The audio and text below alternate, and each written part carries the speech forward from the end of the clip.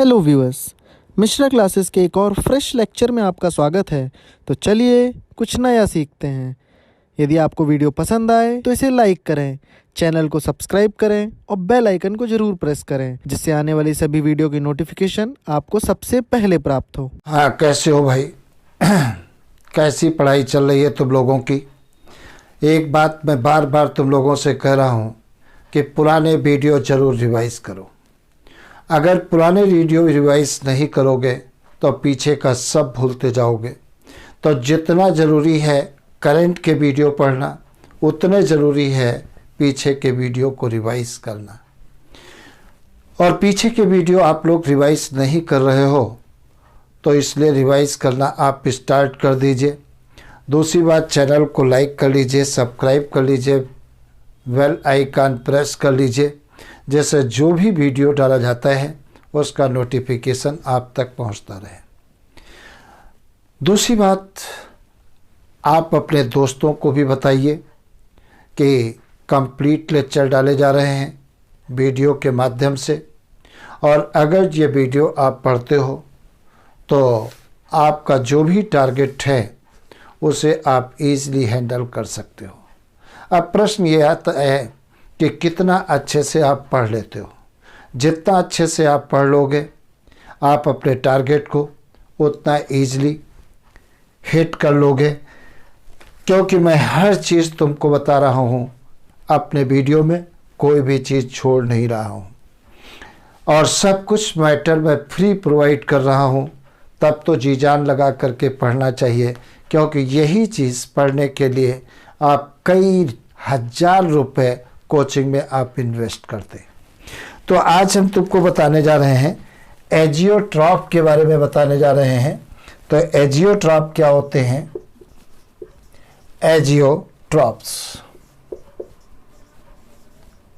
Azeotropes या azeotropic mixture बताने जा रहे हैं।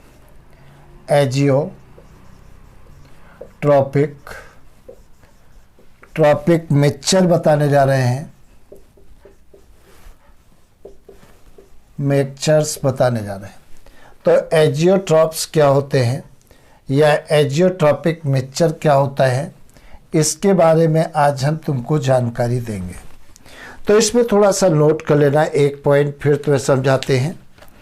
The constant boiling mixture are called azeotrope. The constant boiling mixtures are called azeotrope. These are two types. पहला, minimum boiling azeotrope. मैंने क्या बताया है? These are two types. यहाँ पर मैंने बताया है These are two type. पहला कौन सा है? Minimum boiling azeotrope. Minimum boiling azeotrope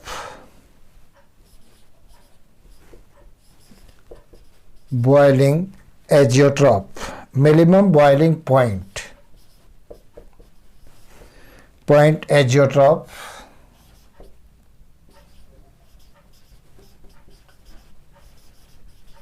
और दूसरा कौन सा होता है?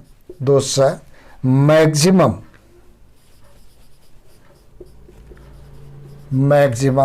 Boiling point azeotrope. अब सबसे पहले हम बताने जा रहे हैं मिनिमम बॉइलिंग एजियोट्रॉप क्या होता है। तो सबसे पहले हम बात करने जा रहे हैं मिनिमम बॉइलिंग एजियोट्रॉप के बारे में बात करने जा रहे हैं। ये तुम्हारे 12th में बोर्ड में पूछा जाएगा। दोनों के बीच में डिफरेंस पूछा जा सकता है। तो अगर जो हमें डेफिनीशन मालूम है तो डेफिनीशन से हम इजीली बता सकते हैं डिफरेंस। तो मिनिमम बॉइलिंग एजियोट्रॉप पे नोट करिए। These solution have boiling point less than those of pure component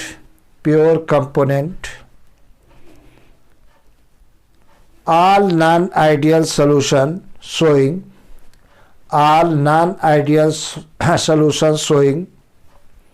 positive deviation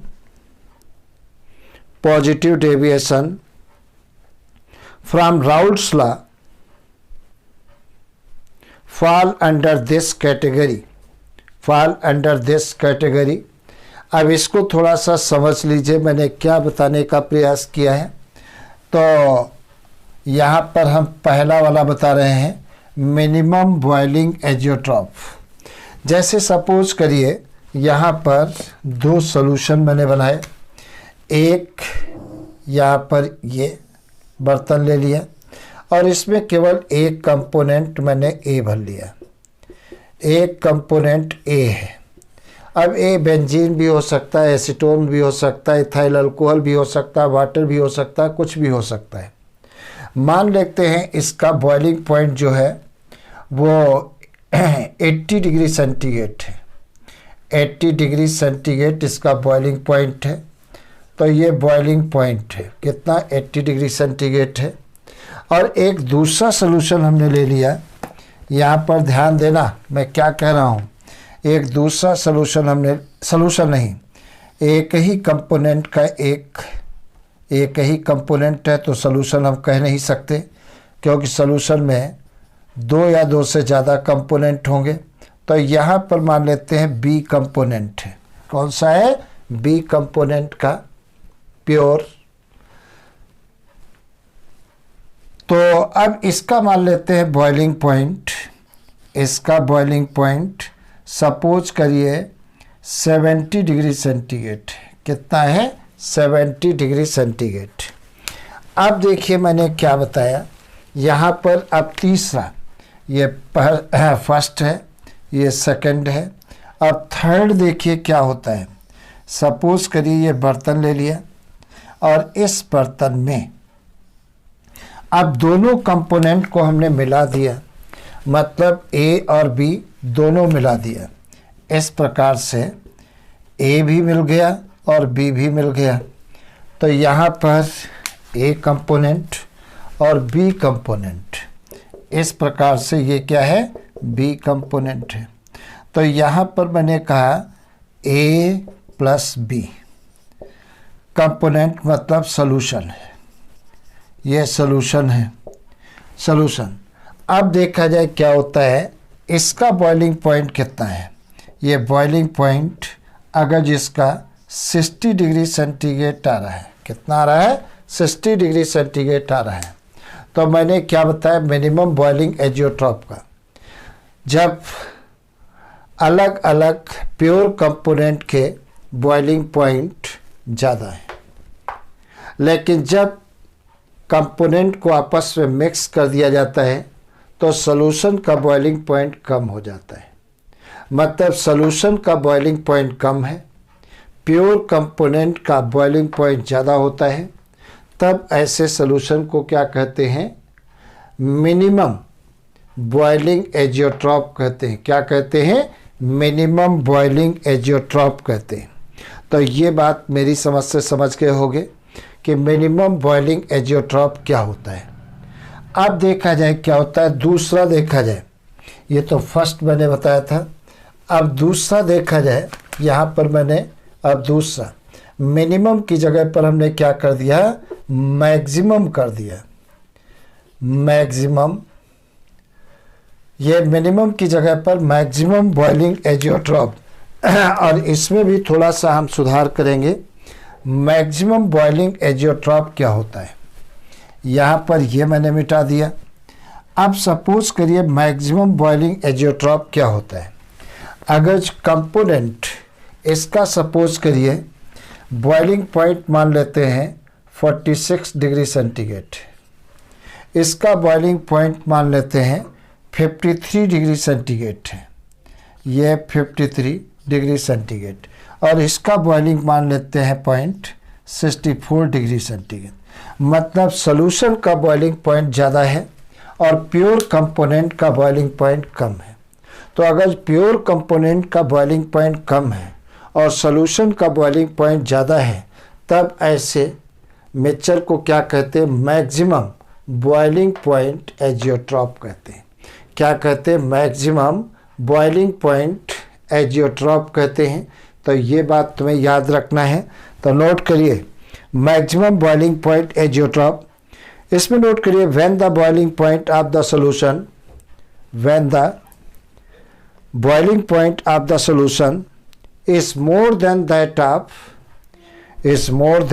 of individual boiling point of two component, then they are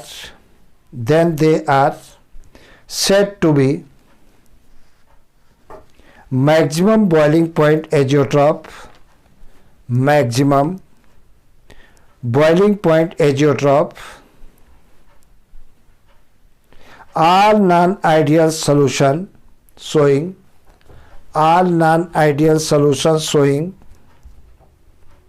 negative deviation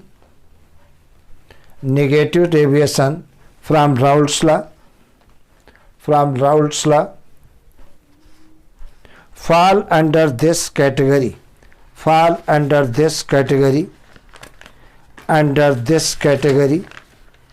सभी इस category के अंतर्गत आते हैं। सभी इस कैटेगरी के अंतर्गत आते हैं।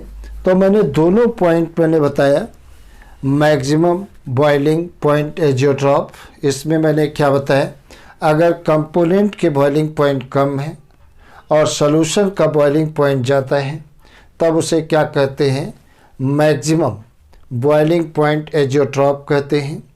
और मिनिमम बॉइलिंग पॉइंट एजियोट्रॉप क्या होते हैं, अगर सॉल्यूशन का बॉइलिंग पॉइंट कम है और कंपोनेंट का बॉइलिंग पॉइंट ज़्यादा होता है तब उसे क्या कहते हैं, मिनिमम बॉइलिंग पॉइंट एजियोट्रॉप कहते हैं।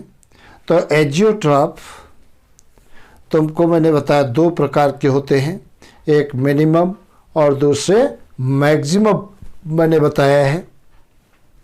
थोड़ा सा ऑस्मोसिस के बारे में हम फिर से तुम्हें बता दे रहे हैं क्योंकि ये चैप्टर यहीं पर ख़त्म हो गया है। अब अगली क्लास से हम नया चैप्टर शुरू करेंगे, तो थोड़ा सा इसमें तुम्हें थ्योरी बता दे रहे हैं, फिर से बता दे रहे हैं कि ऑस्मोसिस क्या होता है। ध्यान से समझना ऑस्मोसिस क्या होता है। तो ऑस्मोसिस के बारे में हालांकि हम बता चुके हैं, ऑस्मोसिस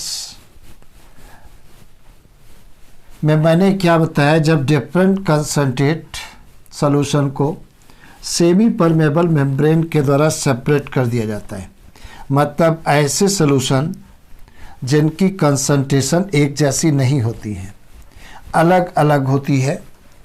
तो डिफरेंट कंसंट्रेट सॉल्यूशन को जब सेमी परमेबल मेम्ब्रेन से सेपरेट किया जाता है तो देखा जाए, मैंने क्या बताया, ध्यान से सुनिए। जैसे मतलब हमने यहाँ पर एक बर्तन ले लिया, इस प्रकार से एक बर्तन हमने ले लिया और इस बर्तन के मिडिल में हमने क्या किया, एक सेमी परमेबल मेम्ब्रेन लगा दी। और सेमी परमेबल मेम्ब्रेन का काम क्या होता है, ये केवल सॉल्वेंट के मॉलिक्यूल को आने जाने देती है, सॉल्यूट के मॉलिक्यूल को नहीं आने जाने देती है। तो इसे क्या कहते हैं, सेमी परमेबल मेम्ब्रेन कहते हैं। ये सेमी परमेबल मेम्ब्रेन कहते हैं, सेमी परमेबल मेम्ब्रेन कहते हैं। अब यहाँ पर देखिए डिफरेंट कंसंट्रेट सॉल्यूशन भर लिया। सपोज करिए यहाँ पर हमने क्या कर दिया, यहाँ पर हमने कंसंट्रेट सॉल्यूशन भर लिया। यहाँ पर कंसंट्रेट सॉल्यूशन है, तो ये कंसंट्रेट सॉल्यूशन है,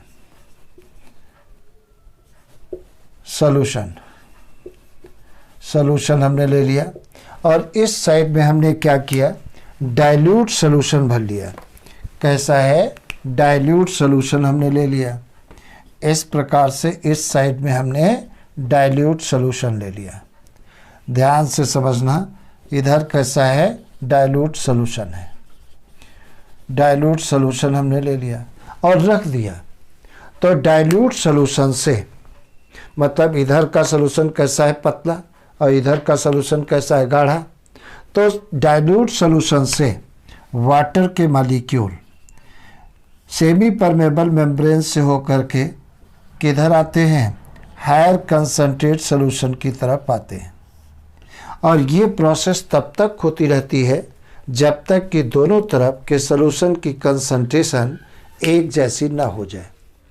तो जब सेमी परमेबल मेम्ब्रेन के द्वारा डिफरेंट कंसंट्रेट सोल्यूशन को सेपरेट किया जाता है तो डाइल्यूट सोल्यूशन से सॉल्वेंट के मॉलिक्यूल सेमी परमेबल मेम्ब्रेन से होकर कंसंट्रेट सोल्यूशन की तरफ तब तक मूव करते हैं जब तक कि दोनों तरफ के सोल्यूशन की कंसंट्रेशन एक जैसी ना हो जाए। तब इस प्रोसेस को क्या कहते हैं, ऑस्मोसिस कहते हैं। क्या कहते हैं, ऑस्मोसिस कहते हैं। तो ऑस्मोसिस में सेमी परमेबल मेम्ब्रेन की ज़रूरत होती है और डिफ्यूजन में सेमी परमेबल मेम्ब्रेन की ज़रूरत नहीं होती है। डिफ्यूजन में क्या होता है, मूवमेंट ऑफ पार्टिकल और molecules from higher concentration to lower concentration. तो डिफ्यूजन में अलग डिफिनीशन है, movement of particle from higher concentrate to lower concentrate. इसमें सेमी परमेबल मेम्ब्रेन की ज़रूरत नहीं होती है, तब उसे क्या कहते हैं, डिफ्यूजन कहते हैं। तो डिफ्यूजन अलग है, ऑस्मोसिस अलग है। दूसरी बात देखा जाए क्या होता है, एक मैंने तुम्हें बताया है ऑस्मोटिक प्रेशर क्या होता है। ऑस्मोटिक प्रेशर क्या होता है, सपोज करिए यहाँ पर एक पिस्टन हमने लगा दिया, इस प्रकार से एक पिस्टन हमने लगा दिया और पिस्टन के द्वारा हम प्रेशर एग्जर्ट करते हैं। ये प्रेशर एग्जर्ट करते हैं पिस्टन के द्वारा कंसंट्रेट सॉल्यूशन पर हम बाहर से इतना एक्सटर्नल प्रेशर अप्लाई करते हैं कि सॉल्वेंट के मॉलिक्यूल का आना बंद हो जाए।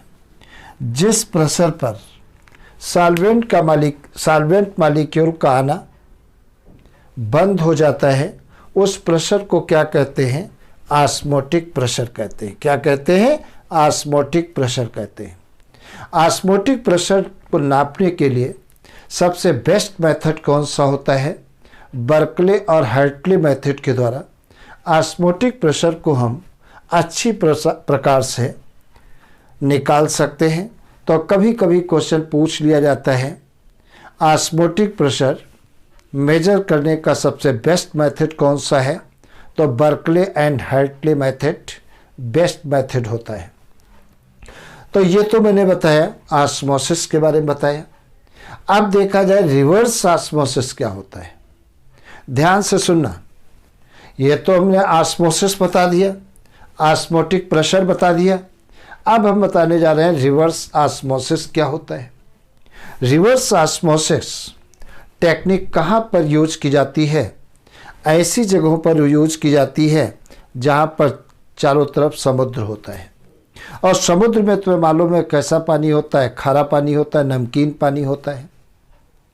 अब खारे पानी से मतलब नमकीन पानी से मीठे पानी में कन्वर्ट करना कौन से मेथड से करते हैं, रिवर्स ऑस्मोसिस मेथड के द्वारा।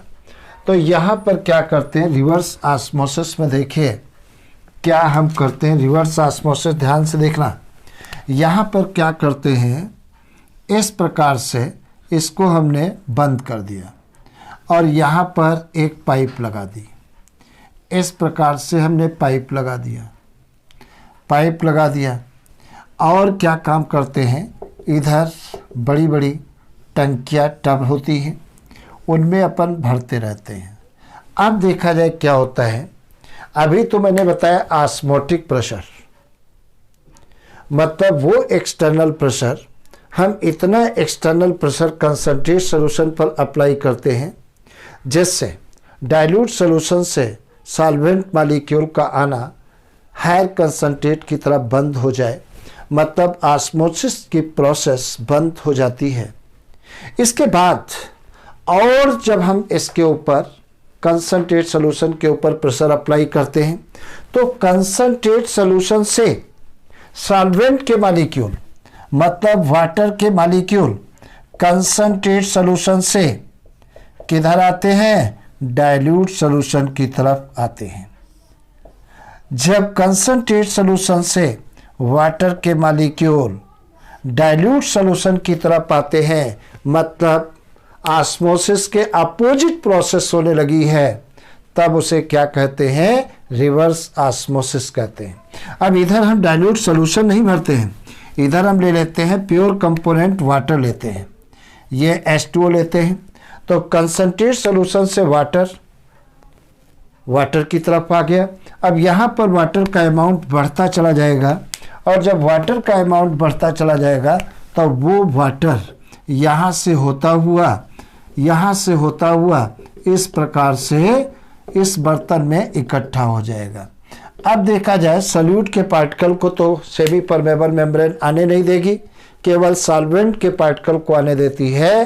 तो ये वाटर केवल होगा और इसमें नमक वगैरह बिल्कुल नहीं होगा।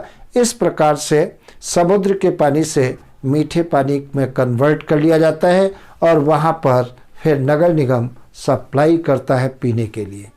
तो इस प्रोसेस को क्या कहते हैं, रिवर्स ऑस्मोसिस कहते हैं। क्या कहते हैं, रिवर्स ऑस्मोसिस कहते हैं। तो आज इतना। चैनल को लाइक कर लीजिए, सब्सक्राइब कर लीजिए, बेल आइकन प्रेस कर लीजिए और जम करके पढ़ाई करिए, क्योंकि अब समय नज़दीक है और वीडियो अगर लगातार हमारे पढ़ते रहोगे तो मंजिल को आसानी से हिट करोगे। इसलिए ऐसी गलती मत करना कि वीडियो आप न पढ़ें। वीडियो नया भी पढ़िए, पीछे से पुराना पढ़िए। सॉल्यूशन चैप्टर तुम्हारा खत्म हो गया, अगली क्लास से हम नया चैप्टर तुम्हें पढ़ाएंगे। Best of luck.